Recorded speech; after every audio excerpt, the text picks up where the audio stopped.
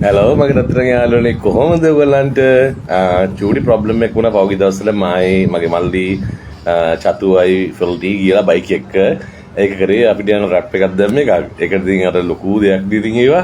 ඉතින් ඒකද අපි උසාව ගියා මේ ඉතින් අපි නීතිය රවුඩු තුන ඇත්තටම ඉතින් අයි කරු කරන්න බෑ අර හෙල්මට් තිබෙන්නේ තින්ද නමුත් අපි ගියේ මේ ප්‍රධාන පාරකවත් එහෙම නෙවෙයි අතුරු පාරක චූටි කැල දැම්මා මගේ මල්ලි ෆිල්ටි ඉතින් මෙන්න මේ ඒගොල්ලෝ තිනවා පෙන්නන්නම්කෝ අපි දැන් පොඩ්ඩක් ආව මේ රමාඩියකට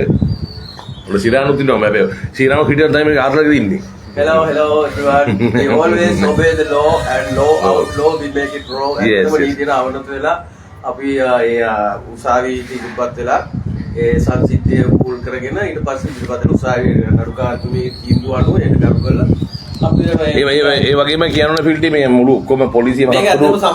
පොලිසිය මහත්තුරු ලෝය මහත්තුරුන්ට කරු කරන්න ඕන අද ගොඩක් ආදරෙයි කේම පානදුර උතුරු ස්ථානාධිපතිතුමා ඒ වගේ නඩුකාරතුමිය ආදරේ මතක් කරන්න ඕන අපි වැරද්දක් කරා අපි වැරද්ද පිළිගන්න මොකද හේතුව මේ හෙල්මට් නැතුව ගියා කියලා ඒත් අපි ගියේ මහා පාරක නෙවෙයි අපි නෝමල් පාරක ගියේ අතුරු පාරක ගියේ මේ ෆිල්ටි මල්ලිට පොඩි විෂුවල් එකක් ගන්න ඕන නේද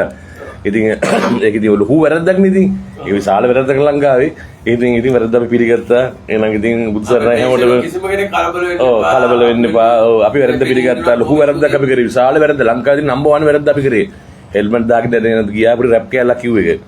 ඉතින් ඔන්නක තමයි ලංකාවේ නීතිය ඉතින් බුදුසරණයි දෙවිට ආදරේ ආස වගේ ආදරේ අම්මට වගේ හැමෝම හෙල්මට් දාගෙන යන්න ආදරේ බයි